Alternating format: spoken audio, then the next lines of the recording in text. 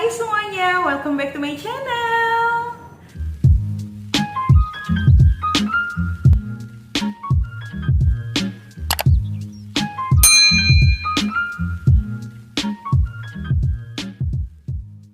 Senang sekali rasanya hari ini bisa kembali menyapa semua teman-teman di YouTube. Setelah sekian lama, aku kepengen banget buat video, tapi karena memang mood yang tidak bisa dikendalikan, akhirnya ya hari ini aku berhasil mengumpulkan mood-mood itu dan rilis juga akhirnya video ini untuk semua teman-teman.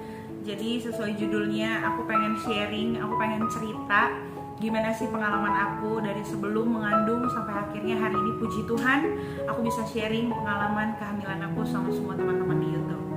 So gak usah lama-lama lagi, aku langsung mulai aja ceritanya. Dimulai dari aku menikah di tahun 2018, tepatnya di tanggal 1 Desember 2018. Beberapa minggu yang lalu aku tepat 2 tahun menikah dengan suami, puji Tuhan. Dan 3 bulan sebelum aku married, aku dan suami memang sepakat untuk ngecek kesehatan kita berdua gitu. Karena memang setelah menikah kita nggak mau nunda-nunda punya anak gitu. Justru kita kepengen banget cepat-cepat punya momongan. Puji Tuhan waktu itu hasilnya memang tidak ada terindikasi virus atau penyakit apapun. Jadi memang karena kita mau cepat-cepat punya momongan, kita nggak mau ada kendala-kendala atau masalah di kemudian harinya gitu. Dan aku sangat menyarankan untuk semua teman-teman yang memang lagi menjalankan hubungan ke jenjang lebih serius gitu, maksudnya yang mau menikah, untuk ngecek kesehatan terlebih dahulu supaya gak ada yang disesali aja di kemudian hari. Jadi setelah ngecek kesehatan itu ya kita menikah gitu, karena memang tidak ada alasan untuk tidak jadi menikah. Dan dari 3 bulan sebelum itu aku memang udah mencatat siklus datang bulan aku dari 3 bulan sebelum aku married gitu. Dan memang pada dasarnya aku tidak pernah telat datang bulan. Datang bulan aku siklusnya cukup teratur gitu. Jadi setelah married aku datang bulan di tanggal 16 Desember. Tapi pada saat itu aku cuma datang bulan di siklus 3 hari. Jadi selesainya itu di tanggal 18 Desember, 16, 17, 18 Desember. Itu padahal biasanya aku datang bulan itu bisa di 4 sampai 5 hari gitu. Itu pun tidak langsung bersih, tapi waktu itu hanya 3 hari dan langsung bersih. Tiba-tiba di akhir bulan tanggal 28 Desember aku datang bulan lagi. Tapi cuma 28, 29, 30, 31. Yang ini 4 hari gitu. Dan aku tidak berpikir apa-apa karena pada saat itu aku mikir, oh ya yang kemarin cuma 3 hari gitu, mungkin ini belum selesai. Tapi setelah tanggal 31 Desember itu aku tidak datang bulan sama sekali sampai kurang lebih 4 bulan. Jadi sampai awal Mei aku sudah tidak haid lagi gitu, aku sudah tidak datang bulan lagi. Tapi sepanjang dari mulai selesai aku datang bulan di tanggal 31 Desember sampai di bulan Mei, awal bulan Mei itu aku selalu tes pack gitu. Dan aku bilang sama suamiku gitu, kok aku hasilnya negatif terus gitu, tapi aku nggak datang bulan. Akhirnya aku dan suami sepakat untuk yaudah deh kita cek aja ke kandungan gitu, karena takutnya ada apa-apa gitu. Akhirnya kita ke dokter kandungan. Sesampainya di dokter kandungan, dokter mengira aku sudah hamil gitu. Jadi di USG lewat perut gitu, ternyata kok ini nggak ada gitu. Berarti kita coba sistem yang namanya transvaginal. Teman-teman bisa searching sendiri apa itu transvaginal. Aku melakukan transvaginal dan memang tidak ada tanda-tanda kehamilan gitu. Tapi pada saat itu kita konsultasi sama dokter dan dokter bilang ini sel telurnya banyak, rahimnya juga bagus, tapi memang belum ada isinya gitu, memang belum hamil kata dokternya itu. Terus aku bilang, dok tapi saya sudah hampir 4 bulan tidak datang bulan, kenapa ya gitu. Akhirnya dokter bilang sama aku kalau ada beberapa faktor yang membuat aku pada saat itu tidak datang bulan. Yang pertama adalah memang perubahan hormon gitu. Jadi mungkin karena sebelumnya tidak dibuahi dan akhirnya dibuahi, jadinya ada perubahan hormon gitu. Yang kedua, aku stres.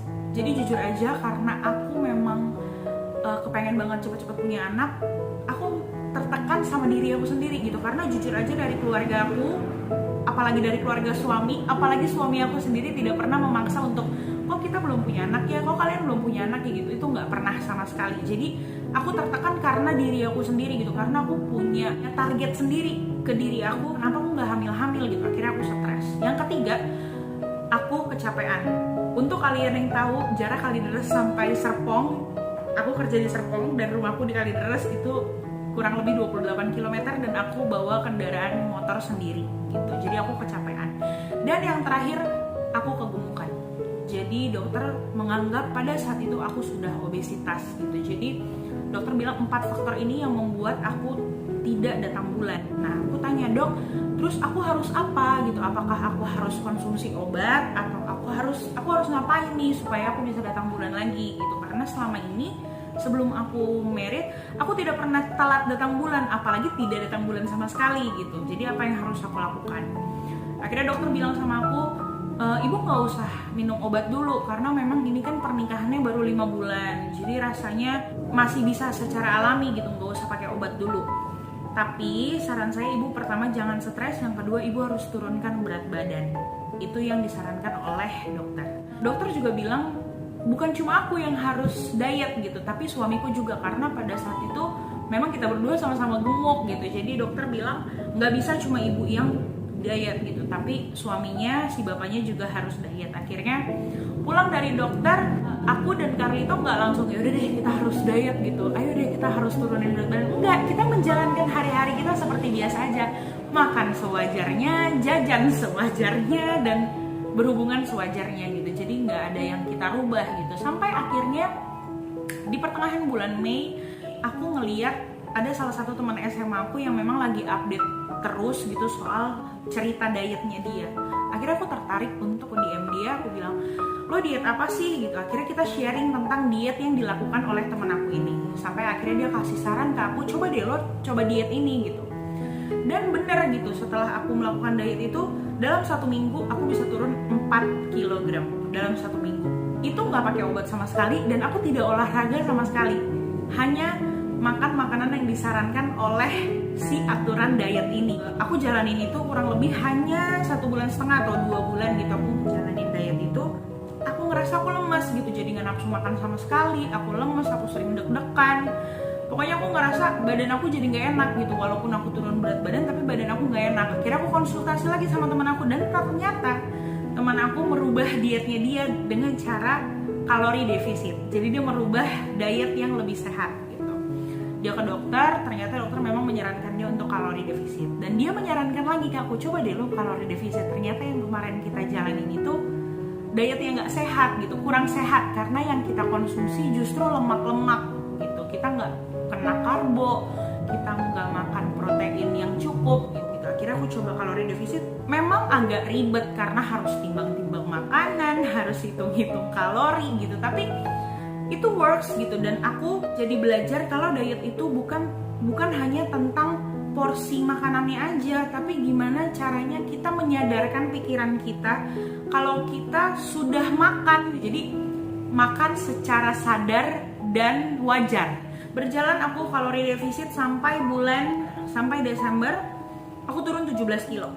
Ini diet tersehat aku, karena selama ini dari mulai SMA aku juga diet, tapi selalu diet yang gak sehat.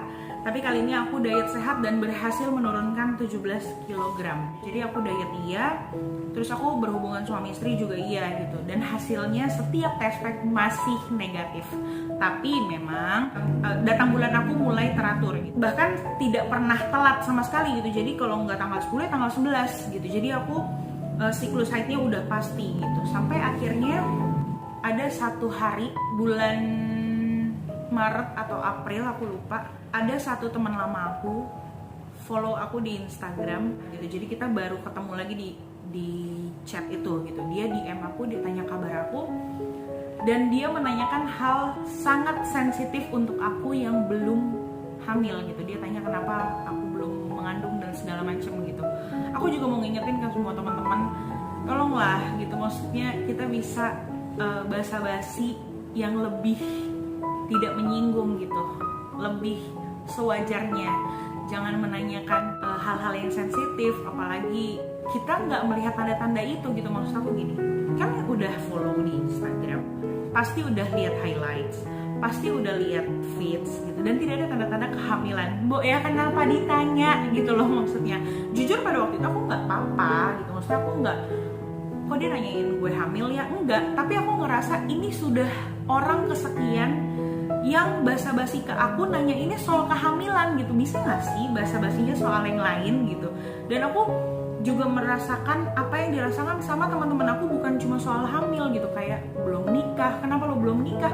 Ya belum ada jodohnya gitu kan. Nyari jodoh bukan kayak beli tempe beli tahu gitu loh. Maksudnya kan kita kita pasti memilih yang terbaik untuk teman hidup kita, karena kan kita berdoa menikah itu bukan sehari 2 hari, bukan sebulan 2 bulan, tapi kan untuk selama-lamanya gitu, sampai maut memisahkan, kan doanya gitu. Jadi maunya kan kita ditanya sama hal-hal, atau memang kalau mau basa-basi, ya basa-basi yang lebih enak didengar lah gitu, yang tidak menyinggung perasaan gitu.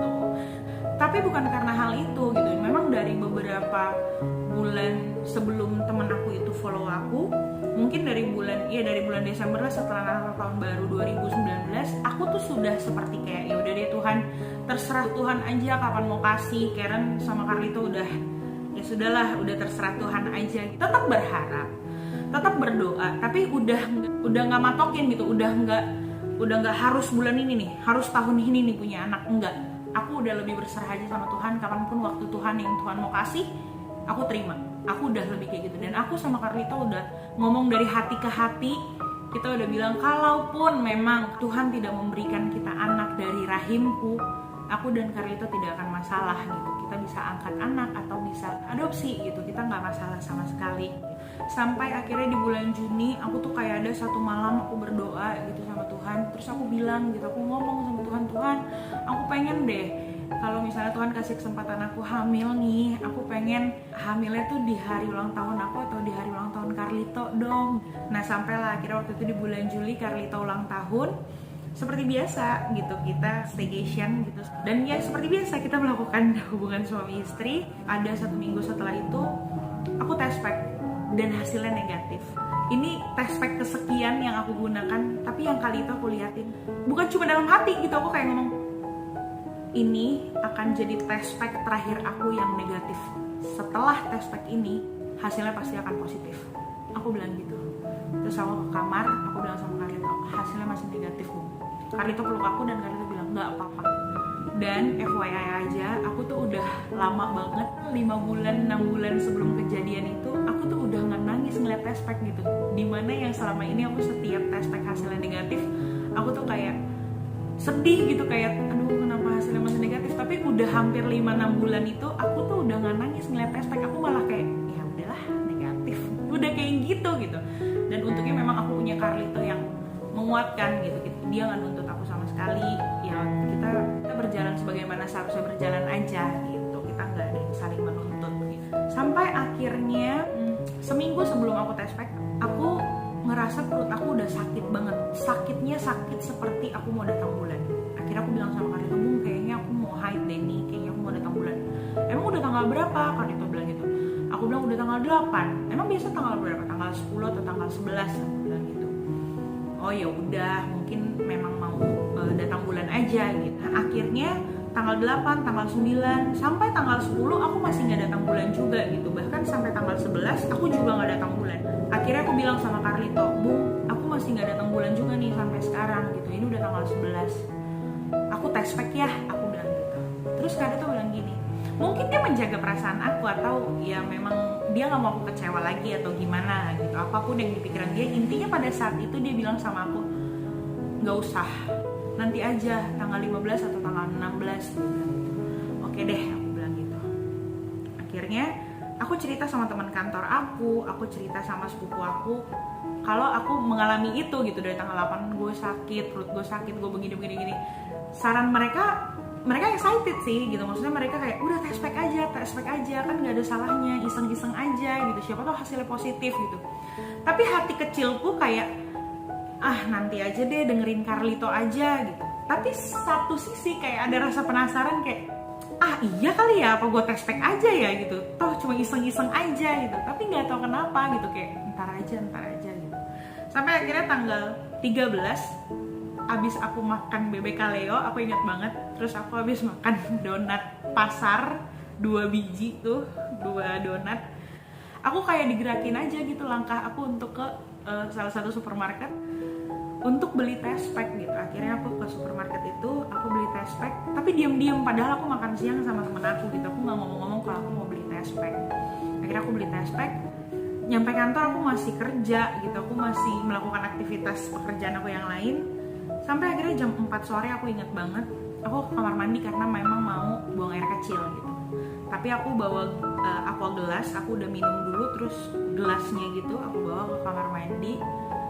Terus aku test pack, sebelum test pack, ini gelas nih, terus ini test pack, terus aku kayak, Tuhan Yesus, aku mau test pack, aku berdoa supaya hasilnya positif. Ini imanku, aku bilang gitu. Aku buang air kecil, aku taruh di wadah si aqua gelas ini. Terus entah kenapa test pack kali itu tuh kayak lama banget, karena kan aku udah sering banget pakai test pack ya. Biasanya kan langsung naik gitu. Ini enggak, kayaknya lama banget. Aku liatin gitu. Oh cuma satu. Oh ya udah deh gitu. Aku taruh di atas kloset. Aku bersih-bersih gitu, aku bersih-bersih. Pas aku mau keluar, aku mau ambil, mau aku buang gitu. Aku mau buang. Lah, ini kok 2 garis aku bilang gitu, tapi samar. Aku umpetin. Terus aku masuk ke ruangan aku sama ke ruangan teman aku. Jadi aku satu ruangan gitu, terus aku tanya, Kak, waktu kakak hamil hasilnya gimana? Terus respon dia langsung kayak, samar dulu. Kenapa? Lo test pack ya? Serius?